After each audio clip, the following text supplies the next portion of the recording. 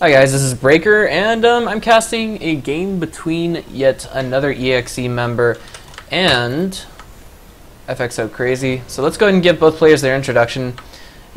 As the Zerg in the red trunks in the upper left-hand corner, I give you eXeA's very own Hephaistas. I want to say the best Zerg in eXeA for the EU server. And in the lower right-hand corner, spawning as his opponent, it's a member of FXO, one that I'm not too terribly familiar with. His name is FXOCrazy.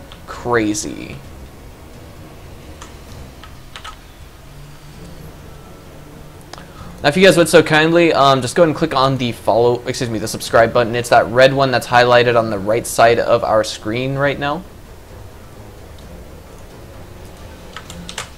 And we have an overlord that's kind of moving out, taking its time. I kind of like the route that this is going on. If I may for just a minute, this map, the layout is similar to that of Ohana LE. The main difference is the routes, the engagement paths, and things of that nature. There is, of course, this group of rocks in the center of the map to kind of cut off reinforcements. I'm also trying to think here. As you can see, it's not as wide open as some positions in Ohana LE. The natural is actually kind of wide open-ish compared to a little bit wider than Ohana LE. We do have Hephaistas sending out his drone right now. The third, of course, it's also, you know, the natural is actually kind of connected to the third. You don't have to worry about destructible rocks except for here if you want to get a better engagement against your opponent. The fourth is actually not on higher ground, at least if this is what you would choose for your fourth. This is actually a good third compared to that of Ohana LE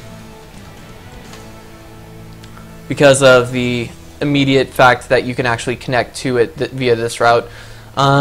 Interesting choice by Hephaistas. Oh, I'm sorry. I actually didn't see this hatchery going down. I thought he was going for a pull first. But speaking of priorities, we do have a Reaper out and on the way for FXOCrazy. We have the SCV moving out to get a scout and just see what Hephaistas is up to.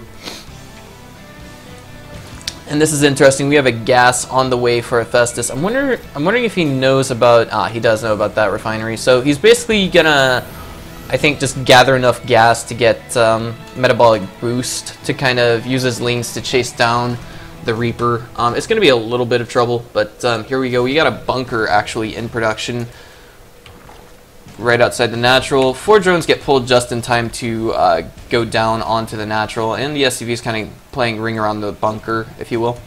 First Reaper is on its way. I don't think that bunker is going to finish. No, sir, it does not. Okay, it gets cancelled, but we do see FXOCrazy electing to use his Reaper to harass the mineral line. He's actually chasing down the same drone that he started shooting from the beginning. Unfortunately, one drone does fall for eXeA Hephaistas. Metabolic boost now on the way for Hef. FXOCrazy pulling the Reaper back, just kiting these lings almost non-stop.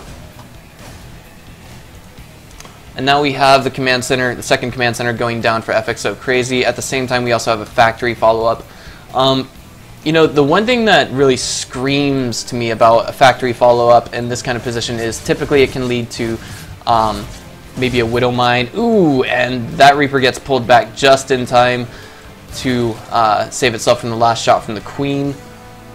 Let's look at workers killed. So far, it's pretty even for both players, but of course, when Hephaistas pulled his 4 drones earlier, it costed him a teeny bit of mining time to deal with that SCV. I want to say altogether no more than 80 to 120 minerals. But now we got double Reapers going in here, and this is the most annoying thing about the new Terran Reaper. They don't get a buff versus anything, but they move fast, absurdly fast. And they are actually good for kiting queens on or off creep. And so far, I think we have the makings of I want to say a mid-game in progress thus far. We do have Hephaistas putting drones back on gas. His income is going up just a little bit more. Both players relatively even so far. In terms of income, the main difference is our Terran will have a, yeah, there we go, a second set of mules pretty soon. It looks like he's floating enough to, I'm sorry, skirmish in the middle here. Hellions and Reapers going together. But I was actually thinking that we were going to see some Widow Mines come out from Crazy, maybe kind of take a defensive-ish position.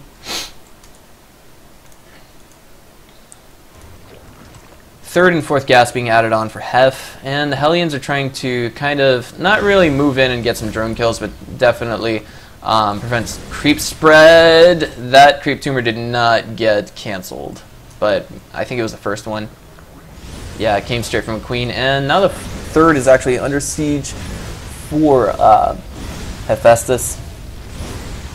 And there's going to be 2 more Hellions joining the fight over here, and the question is, just how are we going to see this follow up? We do see Stim Pack being researched right now, but here we go.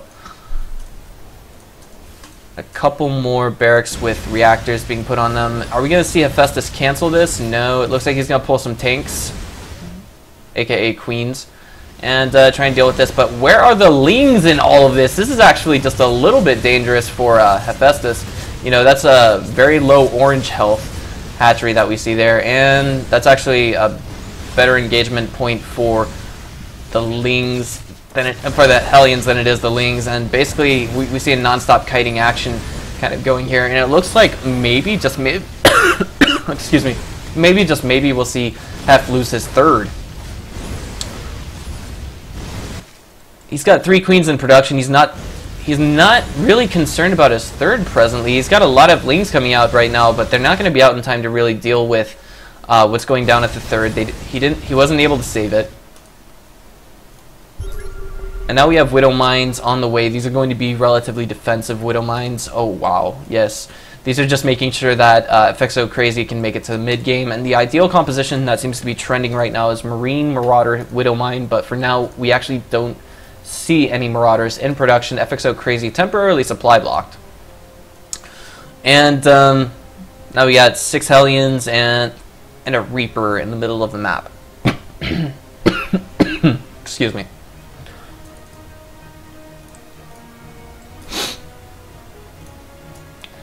Baneling Nest going down for Hef. This is not the most ideal follow-up, but I don't think he has quite a good read on what his opponent is doing. For all he knows that, basically, Hephaistas, for all he knows, his opponent could be going into a mech transition. He really needs to sack an Overlord and get in and see what's going on.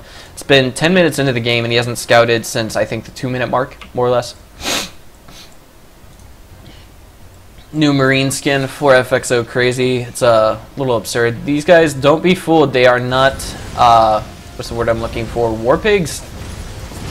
No. Those are just, And now we see Hephaistas not willing to sacrifice too much to save his third, but he's just waiting for the Banelings to finish. Oh, what is he doing? This is what happens when you don't use hotkeys, guys. And this looks like it's going to end with a beautiful surround for Hephaistas. Loses another queen. You know, eXeA Hephaistas, once Grandmasters in Wings of Liberty, but doesn't use hotkeys. Fun fact of the day. Actually, he does use hotkeys, it just doesn't use control groups. Now, we do have an armory following up the second engineering bay. That's actually, I think, to get the level 2 attacks out.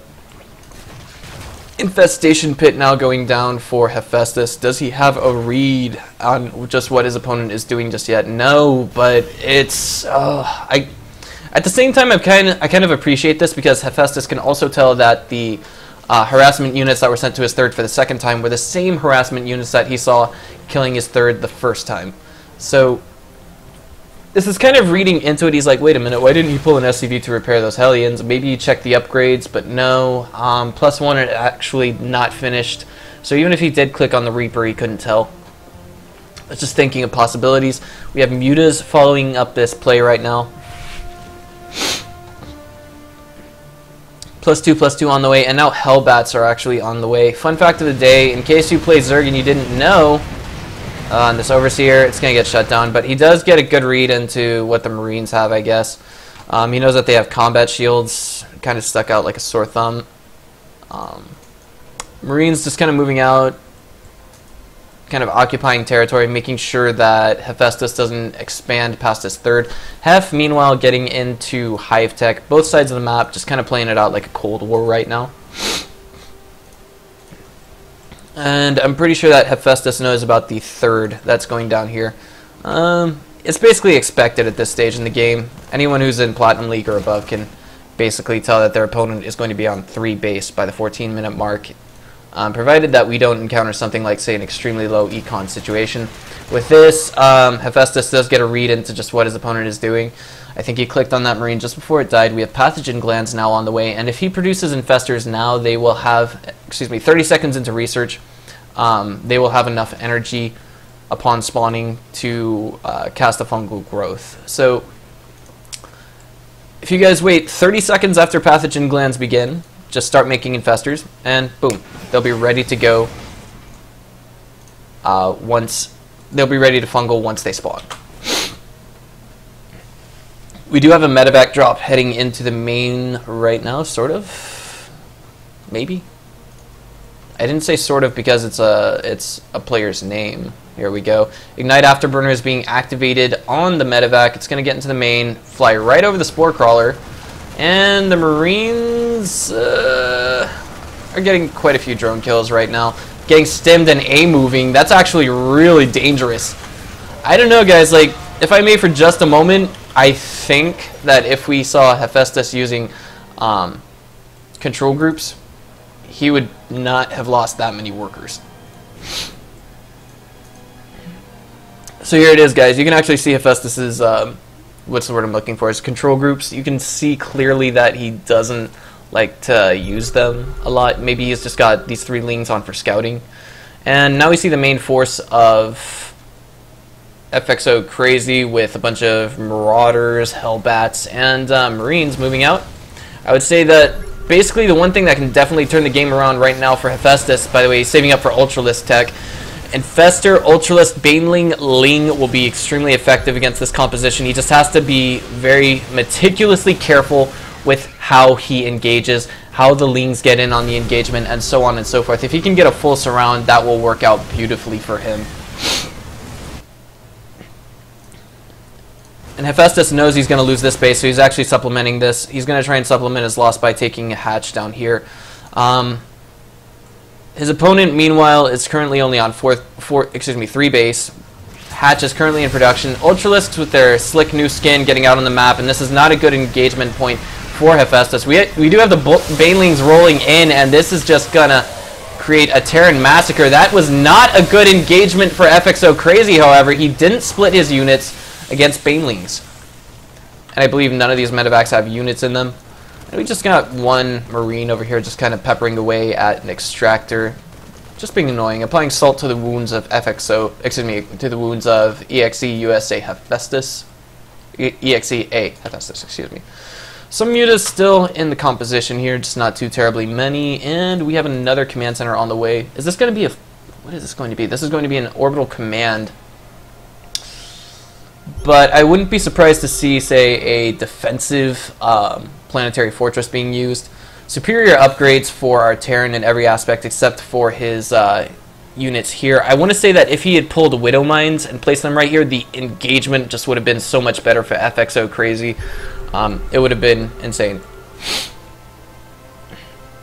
A lot of those Banelings would not have connected past the second wall of Marines. And we have a scan here, just basically getting a read into what Hephaistas is doing. Main is just about dry for both players, but more so for Terran than Zerg, because of course Terran has mules, and in the early game they affect the mid-game minerals.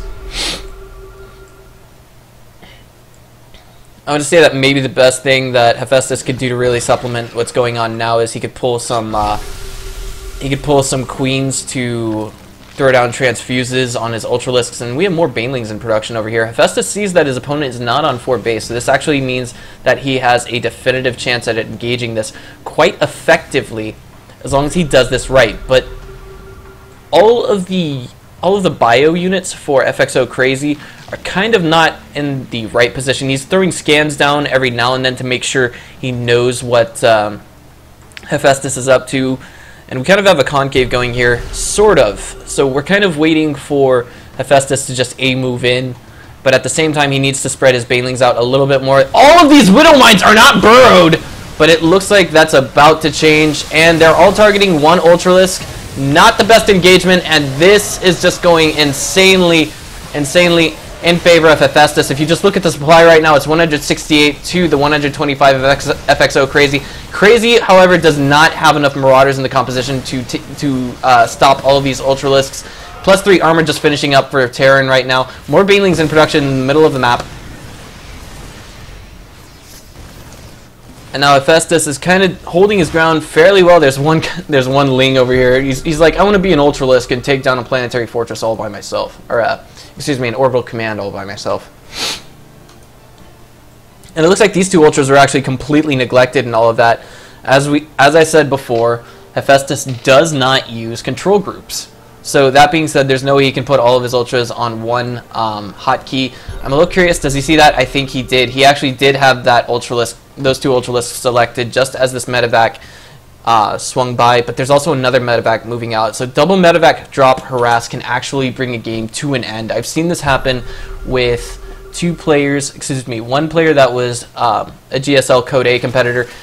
Hephaistas now going for the third. Medevac looks like it's kind of just waiting here for the right time to attack, as is this one. And it looks like this orbital command is actually in danger of burning down, but there's an SCV on the ground that I didn't see. And there's one medevac drop going down. Where's the other? It's right over here. And the question is, how much economic damage will be sustained? Perfect, I want to say kind of perfect multitasking from FXO, Hephaistas, and now both players are kind of on even ground. The biggest problem is, right now we see this medevac kind of picking up. It's got room to move into the main and really do a lot more damage. Ironically enough, we actually see that FXOCrazy, with all this creep spread, actually has control of that Xel'Naga Watchtower. More and more banelings morphing right here, but this is a lot of Widow Mines. That is 12 Widow Mines. And they're gonna deal with all of these banelings quite aptly. One forgiving point of this game is that if you have banelings that get cancelled or get destroyed, I believe the game automatically refunds them to you. Orbital command going over here to what would be a semi-ideal third position, and now we have banelings dealing out a lot of economic damage. They actually got like 17 SCV kills altogether there, and that's just not. I don't know, if we just check the income right now, it's actually so much more favor in Hephaistas right at this moment that all he has to do is Raffle Stomp this main army one time and then A move back into his opponent's third, fourth, main, whatever have you. Few Widow Mines actually get destroyed without burrowing and without getting a shot off right there, and this is actually not going to go well for Hef, I think. Here we go. Bioforce moving in, and that is some excellent use of Widow Mines. They're actually cutting off the reinforcements from Hephaistas. There's no drops going down. There were none in the background at the time, and this is just making the engagement so much better for Hephaistas. There's no economic damage being done to him, and at the same time, we actually saw a run by over here, I think. And now Hephaistas is actually double supply of FXOCrazy presently. FXOCrazy could just throw down some mules right here to get his income back up, but he's not doing it. And right now his income is just shrubs compared to that of Hephaistas, 4 times stronger. But wow, we have 4 medevacs over here that are not being used, and Widow Mines that are kind of just steadily cutting off reinforcements. We got one Ling dealing with that. Baneling's over here kind of idle, not doing anything. This is a Masters League Terran that does not use control groups, guys. And now the reinforcements are going in, and it looks like this is some kind of an all-in. Interestingly enough, we have a Thor joining the fight at this stage of the game. And now there it is. FXOCrazy has left the game. Alright guys, I'm going to give you 2 more casts. Actually, I'm going to finish up all of Hephaistas' ZVT, and then I'm going to get ready for class. So I'll see you guys later. Thanks for watching, guys. Go ahead and click on that subscribe button.